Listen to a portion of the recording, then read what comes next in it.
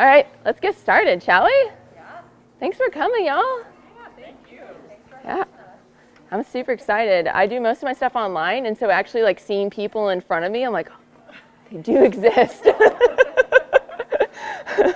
I'll be doing like Facebook Lives and like said 40 people. I'm like, there would be 40 people in that room with me? Like, that's crazy. So it's really nice to see faces here and actually interact with you versus like reading comments and having to go up to the screen. One person said I look like Elmo, like coming up to talk to the kids, like out in like TV land. Whenever I do that. So tonight I wanted to go over a nice easy exercise workout routine to hit some major points for us ladies. We're gonna hit getting our glutes to work, we're gonna hit getting our shoulder blades to work, supporting our back, and basically like hitting our full body with a quick, easy workout. It's 5 exercises as you see. I love circuits. There's a really nice thing with circuits is that you don't fatigue out one group too much, and so you don't get too sore with it. Also with doing nice like 12 to 15 ranges of reps, it's really nice because you don't have too much of a load on you, and it's really applicable to mountain biking specifically. Because with mountain biking, we don't always have too much of a load on us, and we want to be able to make sure we use our muscles properly for a little bit of a duration. Also, with doing a circuit, you can hit multiple groups of muscles. You know, we can hit our shoulder blades, we can hit our glutes, we can hit balance, we can hit all these different areas. And again, it relates back to mountain biking. This is specifically for women because it hits a lot of the areas that we specifically lack. I know that I personally have had low back pain with mountain biking. I personally have had some knee issues here and there, especially getting back into it after being pregnant. I have a almost 16-week little nugget at home right now. Hopefully my husband is surviving without me. She just started taking a bottle, so hopefully she continues tonight. Otherwise, he's gonna get a red baby for a really long time. So hopefully that goes well for him and she takes the bottle again. But I started having some knee pain whenever I was getting back into it, and I was like, oh, Liz, you got time to go work on your glutes some more to help with your knees. And so we're gonna go through this workout together. Each one of you guys should have a band. That's gonna be to go around your knees. It's for the bridge exercise that we're gonna start out with. As I talk through this, you may hear some things that you haven't really thought about before. Also, if you have an issue with this, I might actually even bring you up here and we can talk through how it goes and how it feels with you, if you want. This is going to be posted up on YouTube, and so note that other people will be watching it. But usually I always say if you struggle with it, there's probably many other people that do as well. And you'll be helping somebody else out by talking more and showing and walking through it. Okay? Any questions on that thus far? Cool. Who's excited? Who workouts? Who does any exercises right now? Nice. Yeah. Do you like to do machines or more free weights? I've been recently doing the machines, but I like to do both. Sweet. I do free weights. Nice. I did a little therapy, like physical therapy. Yeah, you had that tibial plateau fracture. Yep, definitely will. Specific list that I'm working on. Sweet. Perfect. Anybody else working out? Claire, you said you're working out right now? Yep. What all are you doing? Do you do more free weights or more machines? I would say more free weight, like stretching, obviously biking. Yeah. I tend to, it's bad, but tend to wait until I'm in some sort of pain to start doing a stretch or exercise. And Totally. And I'm like, remember, when you were really good about that, you didn't get that pain. Yeah, I think that's all of us. Because why we do some of these things, because we like to ride. Yeah. You know, we'd much rather be out mountain biking or doing something else. And so it's really hard for us to do some of these other extra workouts. That's why doing a 15-minute workout is perfectly fine. It's actually shown that it's super beneficial. Just pop in 15, 20 minutes, and that can help you a ton. It doesn't have to be a long 45-minute, hour workout or anything like that. 15, 20 minutes, perfect. Short little circuit, 5, 6 exercises, amazing. All right, so let's pop into it. So let's talk about the first exercise that we're going to do. It's just a bridge or a hip thrust, and then I added a band to it. So what's an area or what muscles does that bridge work for us? Anybody know? Glutes, yep. Hamstrings maybe? Yeah, hamstrings. Anything else? Back? Yeah, it works our back, it works our core. And so I talk about core. Core is not just our front ab muscles. Core is our back. Anybody think about our trunk as like a cylinder? It is. Anybody think of our trunk as 2 cylinders? Trunk is actually 2 cylinders kind of stacked on top of each other. So we have our pelvic floor at the bottom. We have our abs that actually wrap around and attach to our thoracolumbar fascia in the back. Just think about it like saran wrap that goes from your muscles to your spine. It doesn't stretch, it just is there to attach to. Then we also have our back muscles, and then the top of our lower cylinder is our diaphragm. Okay? That's what actually separates our bottom cylinder from our top cylinder. Top cylinder, bottom is the diaphragm. We have our lovely ribs that come around, and they kind of come up, and we have our neck muscles that hit at the top. And so we're 2 cylinders. So I want everyone to kind of scoot to the edge of the chair. I want you to slouch. What happened? What happened to our cylinders? They're not engaged. No, they're also not stacked. Has anybody ever like popped a dent into like a soda can or beer can? And it can stay there, but it's not super stable. That's like how you can smash it in the ground. It's how you can start it and make it easy, or you can crunch it with your hand. Well, right now, our bottom cylinder is failing us. Now I want everyone to sit up nice and tall. Now you should feel like you're engaged through both the bottom cylinder and the top cylinder. They're nice and stacked on top of each other. One thing that can help with this is you notice that if your pelvis actually tilts forward a little bit, now you can actually feel the engagement all the way around, almost like a corset. If you bring your pelvis back, it's harder to engage some of those things, right? But if you tilt forward, nice upright posture, you can now feel that full corset around. This is that nice cylinder that we're talking about whenever we talk about our hip hinge, when we talk about squats, when we talk about the bridge. This is what we want on our bikes. This nice full surrounding cylinder. If you have trouble feeling this, take a deep breath in for me, blow it out really fast. It should make that front part of your cylinder come in, and you should feel that a little bit more. Now do it again and make a T sound. Should make it feel it again a little bit more. So if you ever have issues with trying to use your abs and keep your cylinder on your bike, or it's a nice little trick, huh? Gives you a nice little like kick in there. Sweet. So now that you're in this position, you're basically in the bottom part of a bridge. I know you're not going to lay down on this floor, but what I want you to do later on in your workout is to think about this same thing. You want this cylinder to be engaged with you. Right now, you're not feeling like you're like really having an upright trunk, that you're overdoing this. Ribs are not flaring when you're doing this. It's nice and straight and stacked. Okay? Same thing goes when you're doing the bridge. You don't want to have a rib flare. You want things to be nice and in line through here. And you want to pivot at your hips. And so whenever don't lay down. Whenever we're doing this, same thing, that engagement that you get here, you're going to drive through your heels, raise your butt up. And so you should see that same straight line here. Then what you're going to do is you're going to bring one knee out to the side and then the other knee out to the side. You can do that while you're sitting there on the edge of your chair with your nice cylinder. Draw one knee out and draw the other knee out. Now you can feel how you can cheat. You can use your feet to do this. You know, you can do it all with that. Or you can just let your feet relax and draw actually with your hips. And you feel that actually how you have to engage here so much more to draw with your hips and use your glutes actually. Everybody feel that ability to cheat and use your toes, kind of rock, and when you don't use it? Feels different, doesn't it? Yeah. It's kind of crazy. It looks the same. So everything looks can be deceiving. Don't ever just look at an exercise and say, I got that, I can make this look good.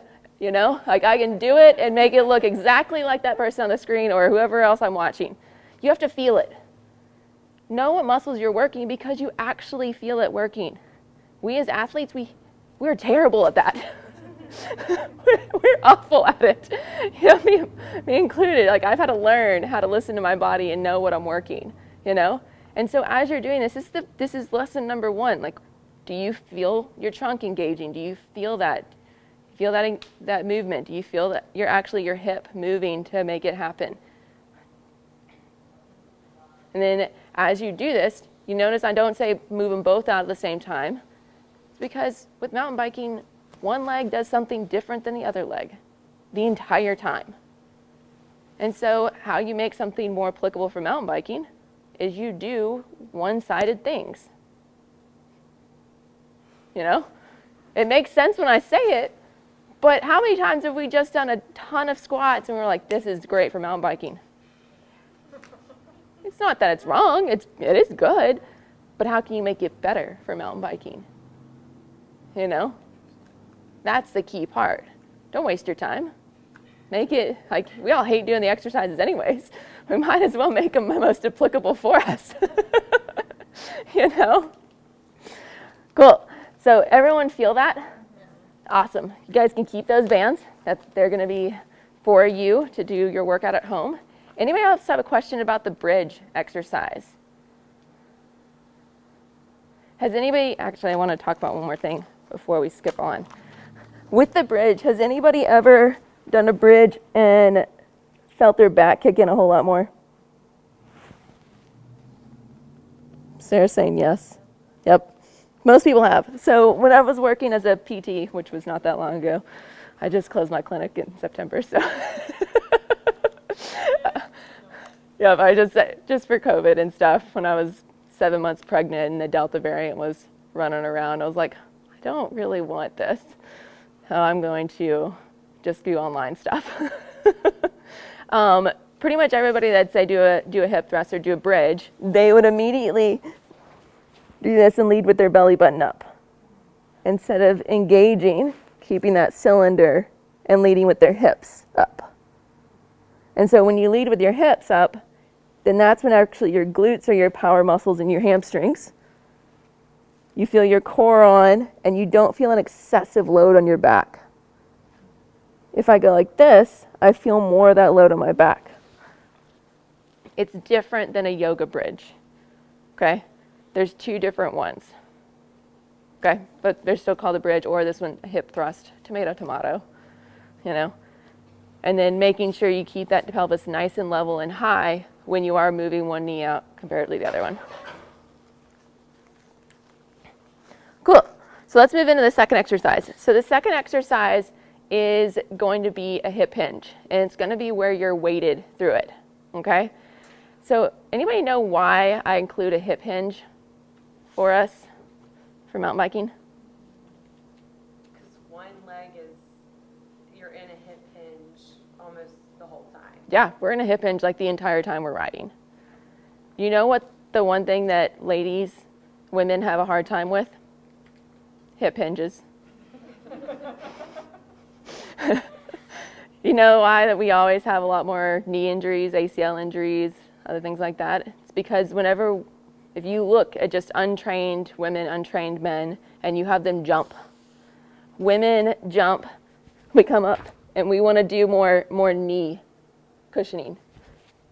It's hard for me to do it now. Men come off, and they sink into their hips. We naturally use our knees more, and they're naturally not as stable of an area for us. And so then we overlay into mountain biking, where we can overuse our knees more, and we do. And we don't know how to use our hip hinge. Hip hinge is taught in pretty much every skills clinic that's out there, you know? But it's a really hard movement pattern for us to know and us to do. Let's have everybody stand up for me. And let's just your feet just be a little bit hip width apart, just natural, easy stance. And I just want to see you hip hinge. Now stay there. What do you feel working? Hamstrings, what else? Anybody feel their low back? Yeah, so everyone stand back up. And so that's what our natural inclination is that we overuse our low back, we don't use our cylinder properly, and in essence, we don't use our hips. So then we get low back stress, we get neck stress because of it, and we also can affect our knees because we're not using a powerhouse muscle. I mean, I carry these things around with me everywhere. I want to use them, you know? And so as you're doing that, what you're going to be doing in your actual workout is easier than what you're doing standing, okay? Because I have you in the workout, you're going to start on your hands and knees, and you're going to just back your butt up enough where you can offload your hands. And so as you can see in this posture, I can use my back just as I was doing with that bridge. It looks familiar now, doesn't it? Or I can take away my stripper booty that I don't want. I can tuck my tail a little bit, and I can engage and stack my cylinders properly. And so now I want everyone to go back into their hip hinge. Good, knees are nice and soft. Don't lock them out. Open up your chest, look up at me because you are going to be looking down the trail. Can you move your pelvis? Can you feel that where it takes load off of your back without you rounding and tucking your tail too much? Because I don't want you to like walk around like you have something shoved up your butt. And so there's that nice middle ground where you find that those cylinders are stacked, but now just tipped forward. Can you imagine this is your downhill riding position? Right? Yeah, and so this is how you actually load into it. What you're going to be doing in your workout is you're going to actually hold a weight with this because we need endurance with this. We're going to be in this position for quite a while. Also, if you come up out of the saddle, this is a position that I need you being in. Otherwise, you just use mostly your quads. This is your balance. This is how you keep traction on your rear wheel whenever you're climbing, is your hip hinge, because your chest is forward and your butt is back. That is your traction control. Does that make sense? Yeah. It's kind of crazy whenever you're like, oh, that's how I keep like everything in wheels on the ground and my power train working for me. You probably feel that different, especially being pregnant. Like it helps so much, doesn't it? Mm-hmm. Yeah. Is this kind of like a light bulb for some people? Yeah. And so what you'll do for your workout is you'll just, as I said, hands and knees, back up to where you don't feel like you need to hold with your hands. Then you'll grab just a little weight. It can be as heavy as you want. It can be, these are 2 2-pounders. It can be an 8-pound gallon jug of water, and you just hold it. You can hold it in one hand to make it, again, one-sided, more like our mountain biking, right? Because rotation is a key part with us. Cornering, rotation. Anybody have issues with cornering? But yeah, and you'll just hold that for about a minute or until you get tired. What do I mean by tired and fatigued? What's a Go back into that posture. Yeah, so what would you feel? Your lower back. Yeah. What else would you feel potentially? Your quads. And so right now you guys are all standing on your feet, but whenever you're on your knees, a tendency will be to put weight on your feet, not keep them on your knees. If I put weight on my feet, then I'm going to be using my quads more so than my glutes and my core. It's going to look a little bit more like this. And so you can tell I'm mostly using this chain to help me versus here, I'm now using mostly this chain. Subtle, super subtle, but it completely changes the exercise. Again, what do you feel working? Are you working the muscles that you want to work? It's not always monkey see, monkey do. Okay? Sweet. Any questions on those? Those should help a lot with your downhill riding, getting out of the saddle for climbing. The next one is also going to help you with downhill riding and climbing. It's going to be a side lunge. Okay? This is kind of a modified side lunge, or Liz side lunge. The reason why is I want your chest to actually come forward, okay? A lot of times you'll see a side lunge or any type of lunge and they say keep your chest up. Keep your chest up as much as possible. Well, I actually want you to hip hinge. Because what are we doing when we ride? We hip hinge. So we might as well train it, okay? There's no reason why you should not hip hinge in this exercise, okay? And so as you hip hinge with it, you actually shift your butt back a little bit more, and you can load glute as well as quad with that one-sided movement. Everyone spread out a little bit. Yep, stagger yourself. What you're going to do, you take a step out. And now I want you to think about your butt going back as you shift your weight over to that side. And then come on back up. Same thing on the other side. With this, it's easy to not shift your weight back. You'll end up doing this instead, okay? Get that butt back, okay? Act like there's a wall behind you, and I want you to touch it with your butt. There you go, okay? One of the things that I actually have people do is I have them have a wall behind them, okay? Because it can be scary to shift your weight back. You may feel like you're not balanced through that. And so have something behind you that you actually touch with your butt. One, it just helps you to feel better. You feel more confident. You feel more cozy in it, okay? Also with this, do you have to take an extreme step out? No. It can be as small as you want. You can do little mini guys, okay?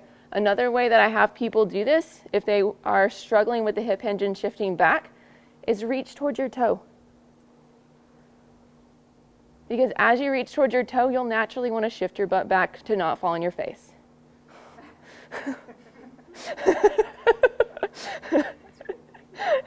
And so, yeah, just do your reach back. But again, don't fold. Stick that butt back and think about that hip hinge. Is anybody feeling any low back stuff here? And so let's have some people come up here. Use this as a wall, okay? And they want to come up here and use this as a wall? Yeah.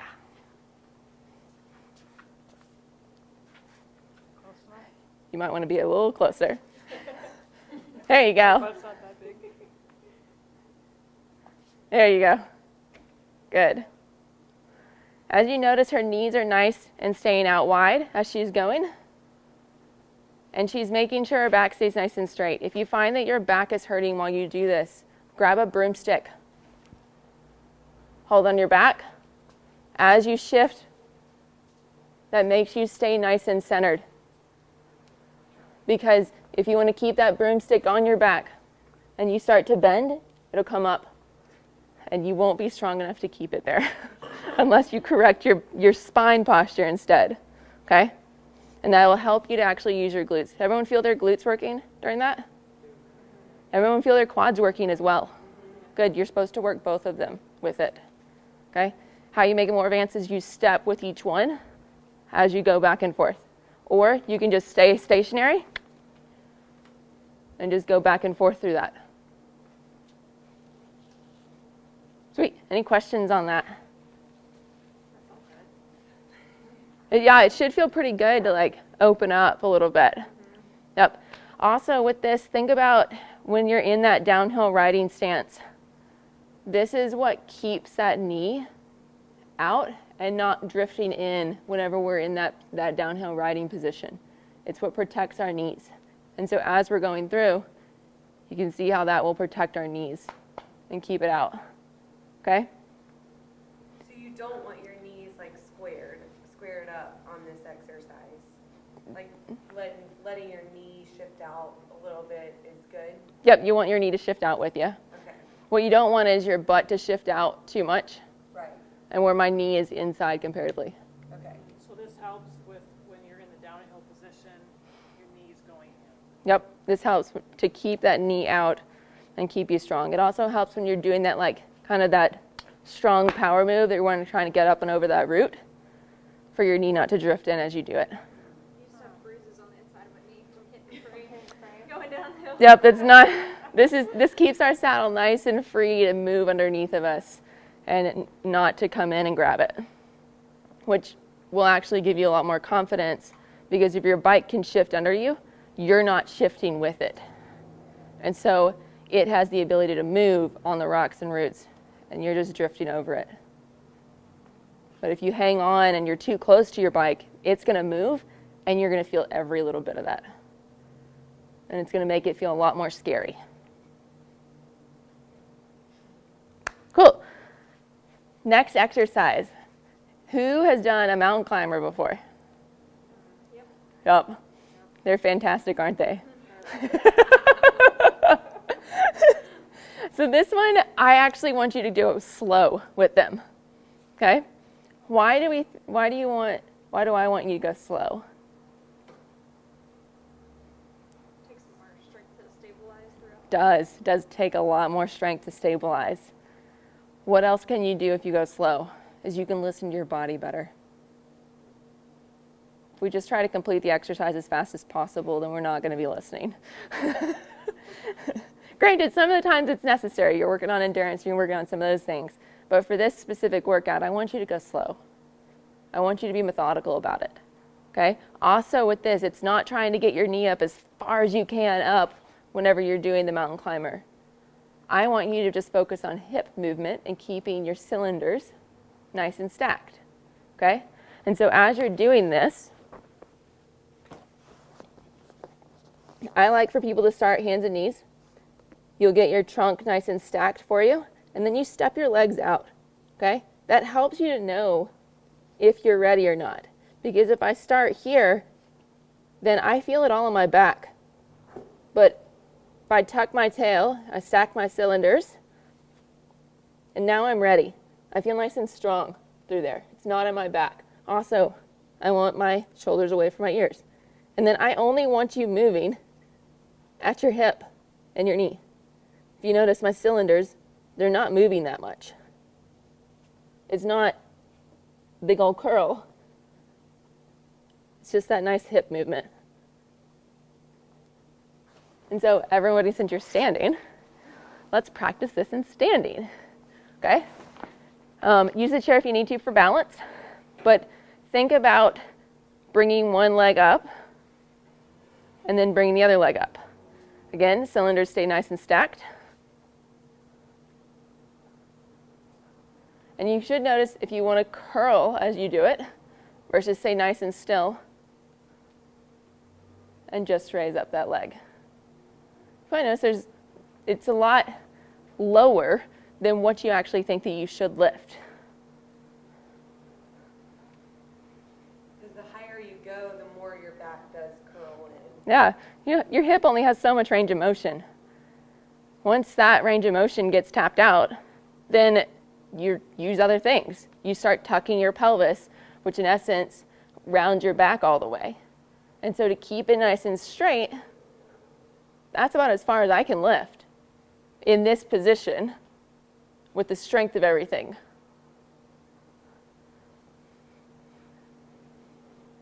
How's that feel for everybody?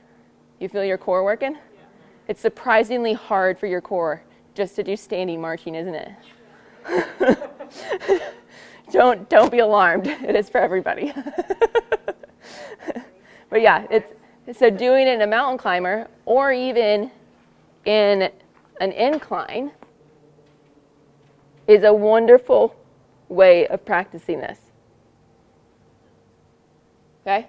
I still feel a ton of core engagement in this. I feel like I can control my shoulder blades. Honestly, right now, the mountain climber is too hard for me. But incline is perfect. Okay? So feel free to vary the mountain climber as you see fit. Sound good? Cool. The last one is working another main area that we as women have a hard time with. You know that we get that nice rounded posture, and then we had to correct with our neck. And we always get this nice little neck tightness that never seems to go away. And anytime somebody comes up and they push on this nice muscle, we're like, oh my gosh, that hurts, but I love you at the same time. Yeah. So one of the ways that we can help that is we work on our shoulder blade muscles, okay? Shoulder blade muscles are some of the main muscles that support our shoulders, that open up our chest, support our upper cylinder with our ribs, and how we connect to the bike via our hands, okay? Anybody know, has anybody ever done shoulder blade specific exercises? Is a row like? It can be. Yeah. It can be if it's done right. I can bicep curl a row like crazy.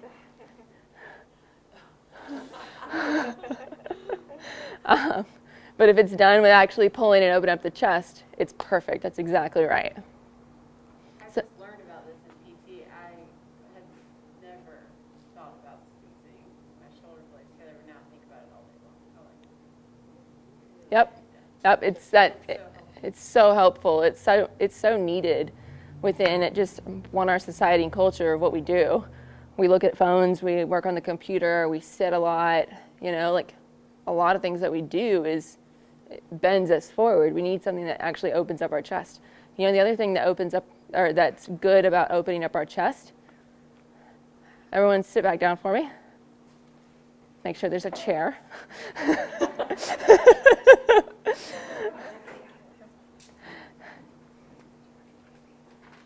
And I want everyone to slouch. Really slouch.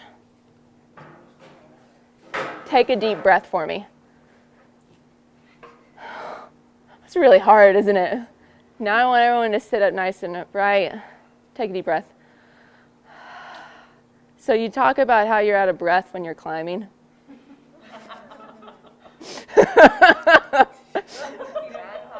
Why not? And so when you open up your chest and you use your shoulder blade muscles, it helps you to breathe better. We all need that. And so working on these muscles and why it's important for your workout routine is that it helps us breathe better. It supports our neck, supports our upper cylinder, all these good things. It's kind of crazy, huh? Why we don't talk about them more. We should.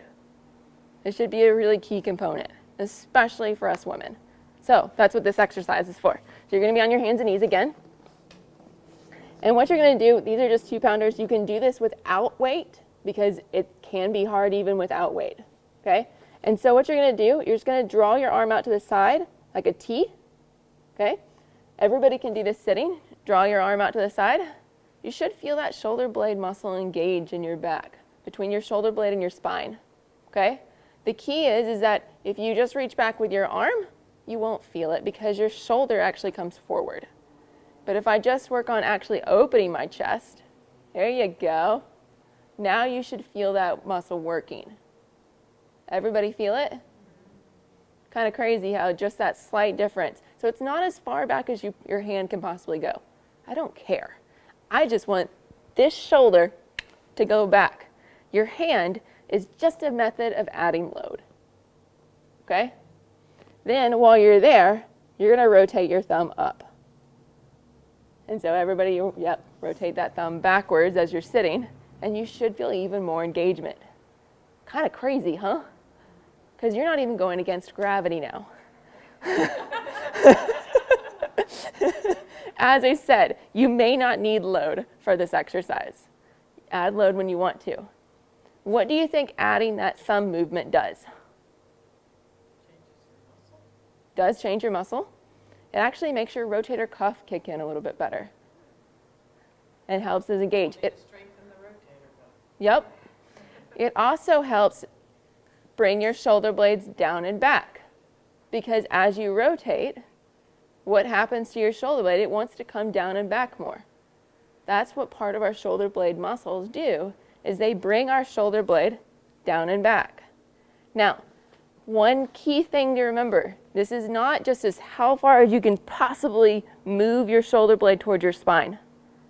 I want it to seat it in next to your ribs, okay? Because if you just try to move it all the way back that it possibly can, that is not functional, okay? Nobody rides like that or moves like that. But we can actually make them come in and sit next to our rib cage better. that will limit the movement in towards the spine. It won't go as far that way. That's fine. That's functional whenever it seats in next to your rib cage. Does that make sense to everybody? Is everybody feeling that? Feeling those muscles work? Awesome. So that's the last exercise. What you're going to do within this workout is you're just going to do a circuit. 2, maybe 3 rounds if you're feeling froggy, but 2 rounds is perfect. 10 should take you like 15, 20 minutes. Every day. That you can definitely do this every day. If these type of exercises intrigue you, that's what my online like workout programs are. Is that they're built up of these type of workouts, these type of exercises. It's because you don't need something to be so intricate, so detailed, so unique. You just need to feel it work in the right muscles. Doesn't have to be too special for it. I mean, you guys felt it just moving your arm out to the side and twisting your thumb back, you know? Also, doing exercises that are for your level is key.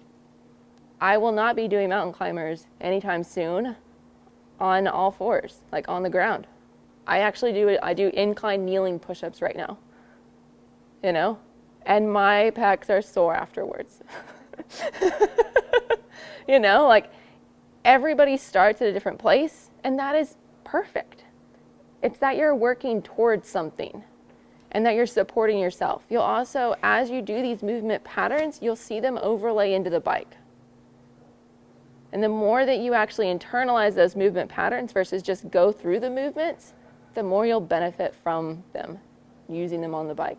So I bet the next time you go climbing, you're gonna think about those shoulder blades. I bet the next time that you have a downhill, you're gonna think about chest down, butt forward. How can I move and not have a stripper booty?